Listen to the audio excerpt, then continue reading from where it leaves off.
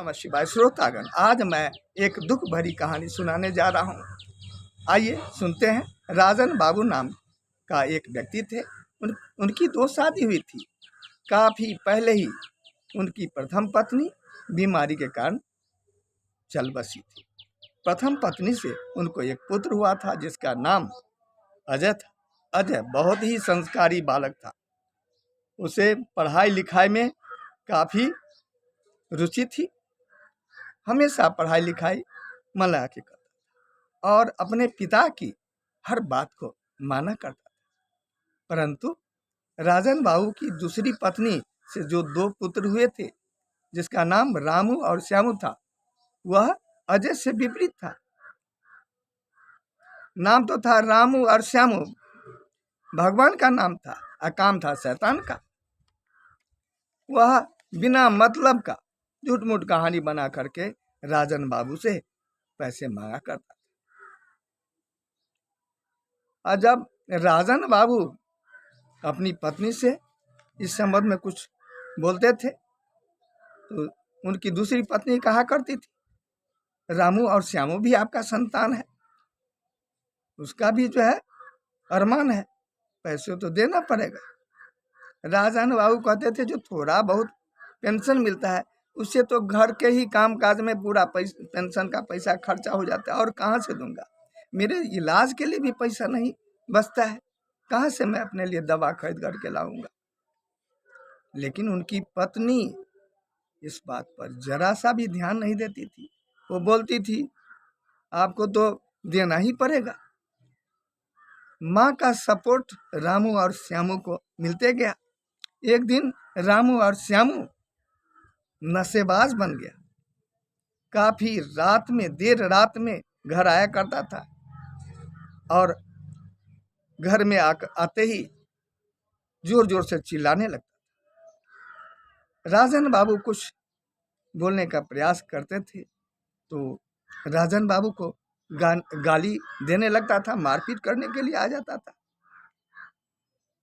हाथापाई भी करने लगता था। राजन बाबू काफी परेशान हो गए। प्रतिदिन वही तमाशा घर में होता था। तो एक दिन आत्महत्या करने का प्रयास कर रहे थे। उसी समय अजय वहां पहुंच गया, जो प्रथम पत्नी का पुत्र था। अजय कहने लगा राजन बाबू से, जो पिताजी, तो आप भी हमको छोड़ करके जाना चाहते हैं, माँ भी पहले ही छोड़ करके चली गई, तो ऐसा नहीं कीजिए। तो मैं आपका पुत्र अजय प्रतिज्ञा करता हूँ, जो आपका नाम एक दिन अवश्य रोशन करूंगा, आप चिंता नहीं कीजिए। और लेकिन यहाँ नहीं रहिए, यहाँ से चलिए। यहाँ यदि हम लोग रहेंगे तो ये लोग दानव है, हम लोगों को मार डालेंगे। राजन बाबू अपने पुत्र अजय की बात को मान करके घर छोड़ दिए और एक शहर में जा करके रहने। अजय भी बहुत होनहार छात्र था। कुछ बच्चे को ट्यूशन पढ़ाने लगा, इससे भी आमदनी होने लगी। इस तरह से उनका काम चलने लगा। पढ़ाई लिखाई समाप्ति के बाद में अजय कलेक्टर बन गया और सर्वप्रथम अपने ही जिला में ज्वाइन किया। कलेक्टर बनते ही राजन बाबू के जीवन में बहार आ गई। ऐसे खुश हो गए जैसे कि सूखते हुए फसल में पानी मिल जाता है, फसल लहराने लगता है, और फसल की हरियाली को देख के किसान खुश हो जाते हैं। उसी तरह से राजन बाबू भी अपने पुत्र अजय की नौकरी का नाम सुन करके खुश हो गए। देखिए, सब विधाता की कृपा है। अजय कुछ दिन के बाद कुछ सिपाही को लेकर के अपने घर पहुंच गया। घर पहुंचते ही अब देखा जो घर में कोई और ही व्यक्ति बैठा हुआ है, उसका भाई, सौतेला भाई रामू श्यामू नहीं है, उसकी सौतेली माँ भी नहीं है। उसने उससे पूछा, उस व्यक्ति से, जो आप कौन है? वह व्यक्ति कहने लगा, जो रामू और श्यामू मेरे से 2 लाख रुपए लिया है और इस मकान को मेरे हाथ बेच दिया। तब अजय कहने लगा, जो वो कौन होता है बेचने वाला? इस मकान का मालिक तो कोई और है। वह दबंग व्यक्ति कहने लगा, कौन है?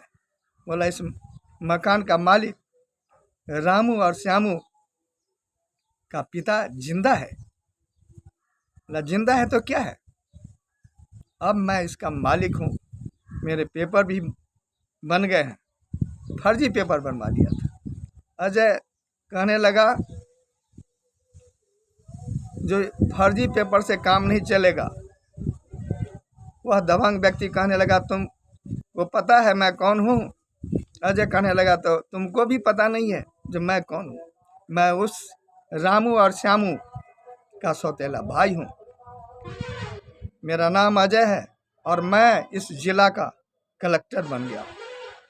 इस पर वह दबंग व्यक्ति कहने लगा, तुम कलेक्टर बन गया तो क्या कर लेगा? इसी पर अजय, जो अपने साथ सिपाही को लेके गया था, उसको आदेश दिया कि उसको पकड़ लो। सिपाही ने उस व्यक्ति को पकड़ लिया और उसे जेल की सजा हो गई। इस तरह से अजय को वह घर वापस मिल गया। श्रोतागण, कहने का तात्पर्य यह है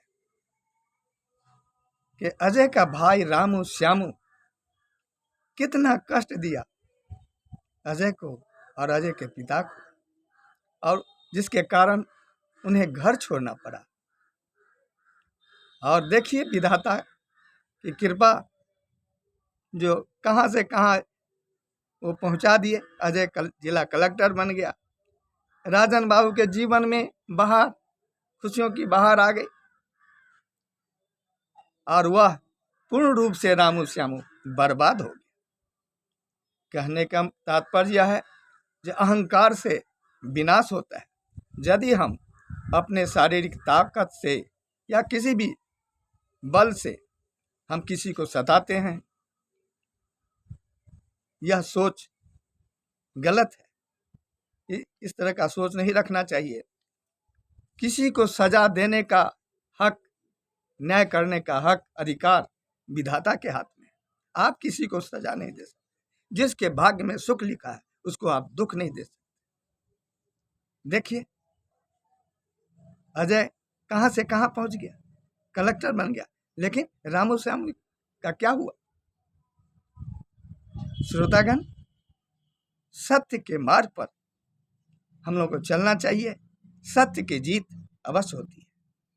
फिर अगले वीडियो में मिलेंगे, तब तक के लिए आज्ञा दीजिए। जय हिंद, जय भारत।